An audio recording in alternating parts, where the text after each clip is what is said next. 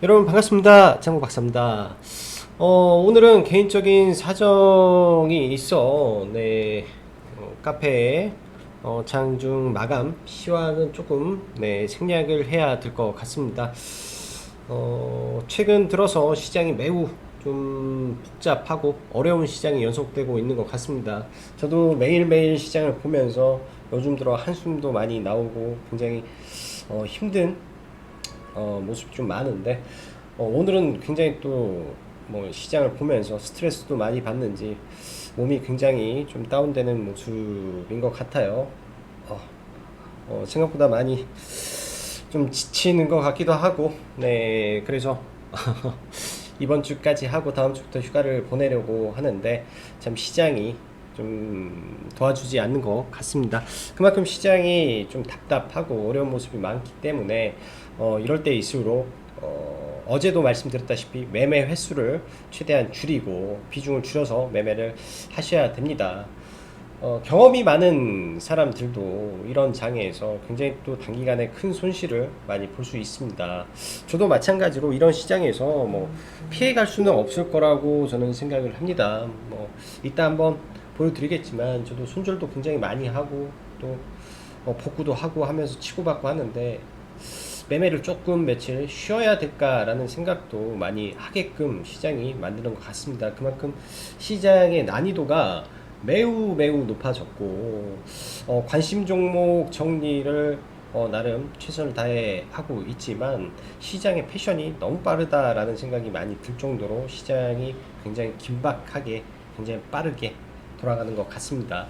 아무래도 시장의 변곡점 사이에서 많은 종목이 하락을 하고 있고 그런 과정 속에 소수의 종목군들이 굉장히 강한 시세를 내죠. 그리고 굉장히 높은 구간에서 돌파를 하고 다시 무너지고 돌파를 하고 무너지고 그런 과정이 많기 때문에 오히려 더 어려운 시장인 것 같습니다. 예를 들면 하나의 뭐 IT 섹터가 쭉 올라가면서 여러 종목군들을 끌고 가는 그런 시장이 나온다든지 아니면 뭐 미래에 대한 일종의 뭐 정부 정책이라든지 또 핵심적인 이슈들이 딱 대기하면서 종목군들을 끌고 갈 수 있는 그런 모멘텀이 있어주면 좋은데 사실 그런 부분이 조금 약하지 않나라는 생각이 들어요. 사실 EU의 탄소 국경세 이후 사실 많은 부분이 좀 바뀌었다라고 생각을 합니다. 이런 관점에서 너무 짧은 식견으로 좀 봐서 좀 아쉬움이 많은데요. 그만큼 이후에 탄소 국경세 이후 미국도 똑같이 탄소 국경세를 진행한다라는 이슈가 나오면서 2차 전지 섹터 올라가고 그 다음에 이제 풍력 어제 이제 CS 윈드가 2,200억에 거래대금 터쳤는데 사실 어제 개인적으로는 CS 윈드를 추천을 했었는데 이게 이제 매수가에 오지 않다 보니까 체결을 못 시키고 좀 올라갔었습니다. 그만큼 시장이 굉장히 빠르게 좀 변해가고 있고 그 변해가는 과정이 모든 또 이 풍력 종목을 다 끌고 가면 좋겠지만 굉장히 비싼 그리고 굉장히 높은 종목 위주로 끌고 가는 시장이지 않나라는 생각을 많이 합니다. 리스크를 감당해 나가면서 고통을 느끼면서 함께 수익을 쟁취하려 해야만 하는 시장이다 보니까 그런 점이 다소 부담이 되고 좀 무겁고 그런 것 같아요. 일단은 지수적인 부담이 있어서 아무래도 그런 부분이 나타나는 것 같고 지수적인 부담이 일정 부분 이번에 이제 지수가 뭐 추가 조정을 받는다면 일정 부분 해소가 될 것이고 그렇게 되면 전체적인 가격 메리트가 생길 때 우리는 비중을 늘려서 시장을 대응하는 게 좋은 방법일 것 같습니다. 자, 바로 시황 들어가 보도록 하죠. 간밤 해외 증시는 델타 변이 확산세가 강했으나 굉장히 강했으나 추가적인 봉쇄는 없을 것이다 라는 의견 등이 애플 등의 실적 호조 가능성까지 겹치면서 사실 나스닥, 다우 뭐 할 거 없이 전부 다 낙폭을 만회하고 상승으로 돌아섰습니다. 뭐 항공주, 그 다음에 카니발 등등까지 코로나 피해 업종들이 굉장히 강한 모습을 보인 가운데 오늘 국내도 아시아나항공이 비교적 큰 폭의 반등을 보였고요. 한국조선해양, 현대미포조선, 삼성, 중공업까지 이런 중공업 섹터도 나름 견조한 모습을 보여주었다라고 보여집니다. 오늘 시장을 조금 짓눌렀던 부분은 아무래도 이 카카오, 네이버, SK하이닉스, 삼성전자 등 대형 주들 시가총액 상위 종목군들이 눌리면서 그 과정 속에 이 외국인과 기관의 대량 매도가 동반됐고 코스피 뿐만 아니라 코스닥에서도 약 2천억이 넘는 매도가 좀 나오면서 시장이 좀 밀렸죠. 사실 지수적으로는 그렇게 크게 하락하지는 않았습니다. 시가의 미후 밀렸기 때문에 양시장 1% 정도 빠졌다라고 보는데 체감적인 부분에서 굉장히 좀 아픈 하락이 나오지 않았나라는 생각이 들어요. 그래서 굉장히 좀 지수 하락보다는 정말로 날씨도 좁고 짜증스러운 하락이 좀 나오지 않았나라고 생각을 합니다. 최근 보시다시피 4거래일 연속 하락 종목 수가 900개 이상의 시장이 매일매일 반복이 되고 있습니다. 그렇다고 해서 지수가 뭐 폭락을 하냐 그런 건 아니에요. 오늘 보면 코스닥 150은 상승, 코스닥은 1.5%, 0.15% 하락이죠. 사실 이 코스닥 150 종목이 코스닥 지수를 지금 살려놨지 대부분의 종목은 엄청난 하락을 좀 겪고 있다라고 보여집니다. 시총 상위 종목 특히 카카오 게임즈만 보더라도 뭐 엄청나게 강한 모습을 보여주죠. 지속적으로 올라가고 있고 시가총액 유지하면서 움직이고 있기 때문에 시총 상위가 지수를 지켜주고 최근에 올라오고 있는 SK 머티리얼즈도 마찬가지입니다. 굉장히 높은 구간에서 돌파를 치고 솟구쳐 가고 있기 때문에 이런 종목을 참 매매하기가 굉장히 까다롭다라는 거죠. 자, 아까 말씀드렸던 CS 윈드 이 풍력의 대장주도 지금 올라가고 있어요. 어찌 보면 각 업종 섹터의 대장주가 지수를 끌고 올라가는 완전히 이 빈익부 부익부 현상이 좀 발생하는 거 아닌가라는 생각이 듭니다. 굉장히 높고 매매하기 어렵지만 이런 종목군들이 지수를 더 끌고 가버리니까 좀 소외감도 많이 들고 좀 어려운 모습이 이어지고 있지 않나라고 생각이 드네요. 오늘 같은 경우도 에코프로도 사실 분할 재상장 이후에 굉장히 강한 모습을 보여주고 있습니다. 사실 핵심 사업부를 빼놓고 사업부가 움직이는 종목치고는 엄청나게 이런 거는 강한 거라고 저는 생각이 들고요. 지난번 꼭 카카오가 이렇게 하고 올라가는 모습을 보여주는 것처럼 좀 올라가서 굉장히 좀 의아한 모습도 있습니다. 원래 에코프로에서 액면 분할, 그러니까 인적 분할이 아닌 물적 분할로 에코프로 HN을 뺐으면 에코프로는 조금 약할 수도 있는데 굉장히 강한 것 같습니다. 이렇듯 가는 종목이 좀 많이 가는 시장의 흐름이지 않나라고 생각이 들어요. 자, 시장 특징 보면서 넘어가도록 하죠. 자, 탄소 국경세 이후 2차 전지 간 다음에 풍력이 좀 움직였다라고 보여집니다. 풍력 중에서는 일단은 CS 윈드 하나로 압축을 하고 봐야 될 것 같아요.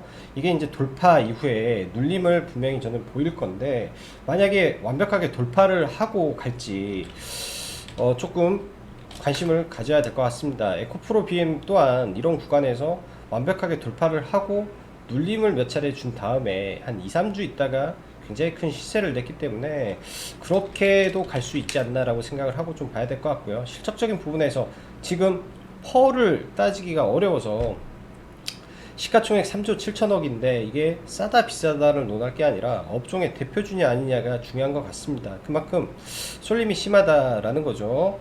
자, 오늘 게임주 카카오 게임즈 빼고 대부분 좀 밀렸는데 아마 지수 영향으로 봐야 될 것 같고 두산 인프라코어 재상장 이후에 이제 슈팅을 강하게 나왔다라고 보여집니다. 이미 많이 올라간 상태에서 이런 거라 이거는 추가적으로 보기는 어려울 것 같고요. 오늘 조금 가장 특징주는 이노뎁이라는 회사가 일단 상한가에 들어갔는데 메타버스 관련해서 나중에 이제 장중에는 저는 몰랐어요. 장중에는 얘가 어떤 이슈로 올라가는지 몰랐는데 마이크로소프트와 메타버스 기술 홀로렌즈 관련 협력 사실이 부각되면서 일단은 상한가에 좀 들어갔습니다. 시가총액이 좀 낮은 종목이라 내일도 추가적으로 움직일 수도 있지 않나 라고 생각이 좀 들고요. 거래 대금도 많이 실렸기 때문에 좀 강하게 올라온 것 같습니다. 오늘도 개인적으로 몇 개 종목 중에 매매를 하다가 이 종목은 뭐 상한가까지는 아니고 적당히 매매를 했던 것 같습니다. 오늘 개인적으로는 알체라라는 종목을 여러 번 매매했는데 메타버스죠. 알체라도 여러 번 매매를 좀 했었는데 일단 여기서부터 물량을 좀 모아서 하고 뭐 적당히 수익을 가지고 가다가 시간 외에서 손절을 좀 했네요. 시간 외에서 손절을 했으니까 많이는 안 샀는데, 여기에서는 물량을 좀 많이 들고 왔었죠. 물량을 조금 많이 들고 있다가 어느 정도 먹고 시간 내에서 좀 전량 좀 손절을 좀 감행을 했던 것 같습니다. 그만큼 어렵네요. 시장이 어렵고, 사실은 이런 구간에서 더 갈 수도 있겠으나 단기 과열 예고가 좀 발동이 되다 보니까 그런 부분에 부담이 좀 생기지 않았나 라고 보여지네요. 그래서 메타버스 계열로 해서 라이프 시멘틱스가 어제 사실 잠깐 뉴스가 있었습니다. 잠깐 뉴스가 있고 어제 좀 급락을 좀 했었죠. 뉴스가 나오고, 사실 저는 어제 봤을 때 이게 뭐야 라는 생각을 가졌어요. 뭐 메타버스로 뭘 한다고?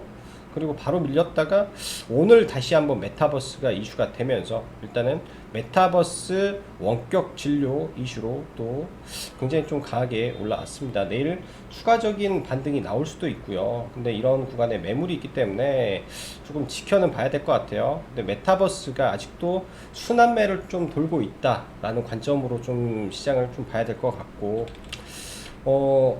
그 밖에 이 폭염 관련해서 여전히 진행이 되고 있죠. 전일 개양전기가 강한 모습 좀 보여주었는데, 갭 이후에 사실 올라갈 수도 있는데 거의 반등이 거의 미미하게 했다가 밀려버렸죠. 반대로 우림기계라는 종목이, 이거는 정확하진 않아요. 이게 올라간 이유가 최재형 관련 이슈로 올라간 건지, 아니면 이 원전으로 올라간 건지, 아니면 풍력으로 올라간 건지 약간 좀 헷갈리긴 한데, 오늘 일단은 제 생각에 원전으로 가지 않았을까 라는 생각을 조심스럽게 합니다. 그러면서 우진이 장 막판까지 좀 강하게 올라왔었죠.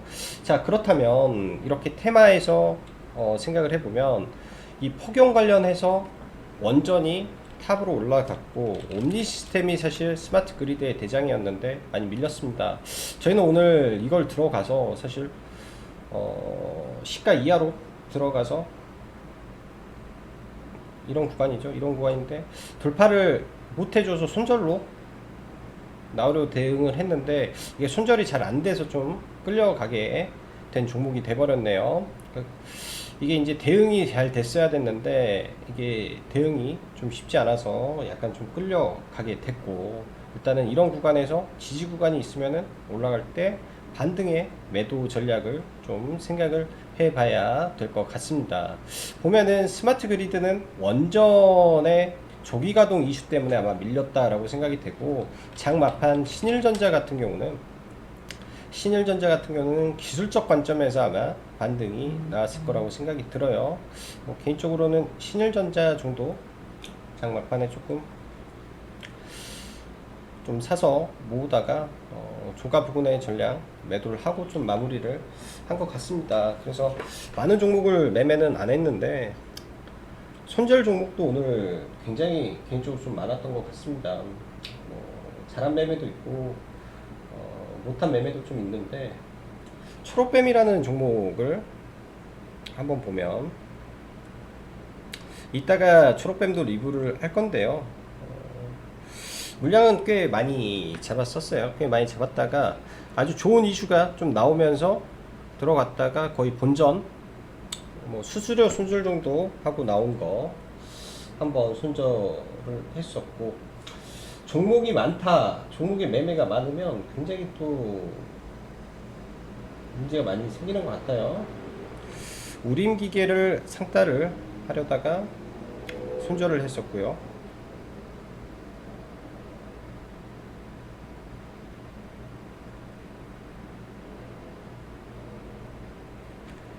그 다음에 메타버스 CMS 에듀를 매매를 해서 얘는 잘 매매를 마무리했습니다. 자, CMS 에듀를 잠깐 관심 종목으로 넣었기 때문에, 일단은 메타버스 관련 종목군들이 전부 다 순환매를 하고 있습니다. 오늘 굉장히 조금 악성 매물을 좀 만들었을 수도 있고 아닐 수도 있지 않나라고 생각이 들어요. 네.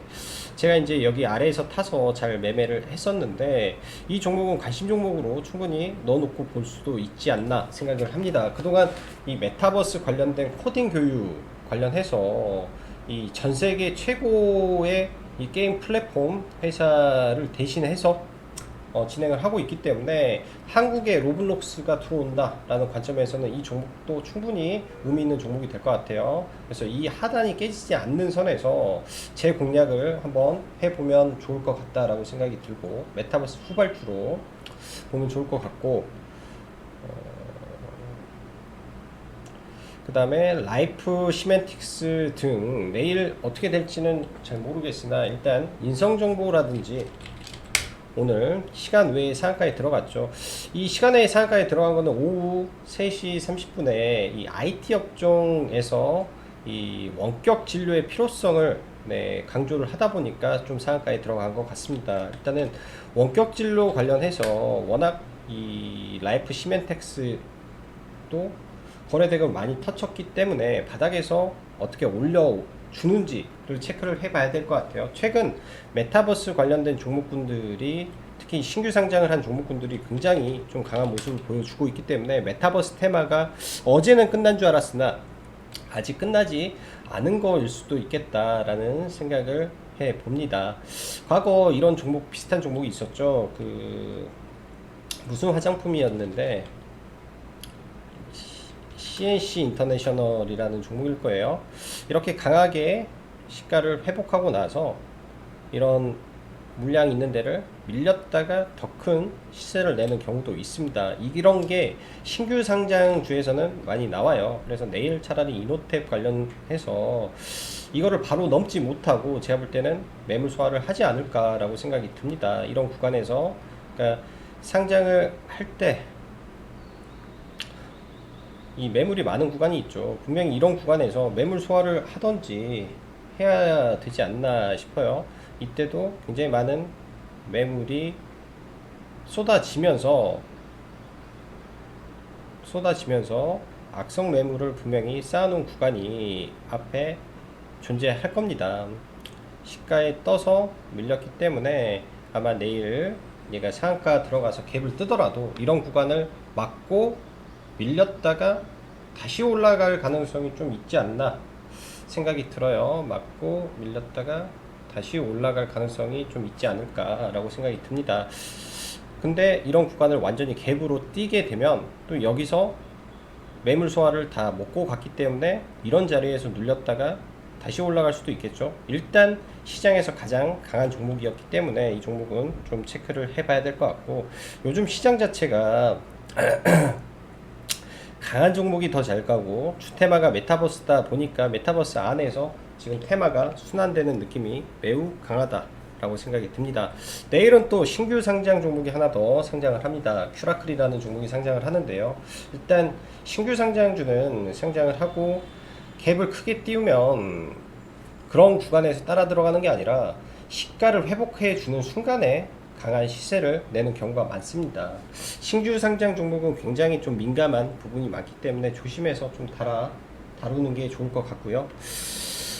자, 그 밖에 수소 섹터도 오늘 굉장히 좀 좋은 모습을 보여주었던 것 같아요. 두산 퓨어셀, 즉 수소, 그리고 이 풍력, 친환경 섹터가 EU 탄소 거래세로 인한 흐름이 굉장히 강화되는 모습이 굉장히 좀 인상적이다 라고 보여집니다. 그래서 내일도 이런 섹터 한번 보시기 바라고, 8월 달에는 또 카카오 웹툰이 상장을 하죠. DNC 미디어 흐름 지켜보면서 하단 구간 지지하는지, 그리고 카카오뱅크 관련해서 토스뱅크의 부각 이슈도 함께 보시면 좋을 것 같습니다. 오늘은 개인적인 사정이 있어서 영상은 짧고 굵게 마무리를 좀 해야 될 것 같네요. 자, 오늘도 수고 많으셨고 여기까지 짱구 박사였습니다. 감사합니다.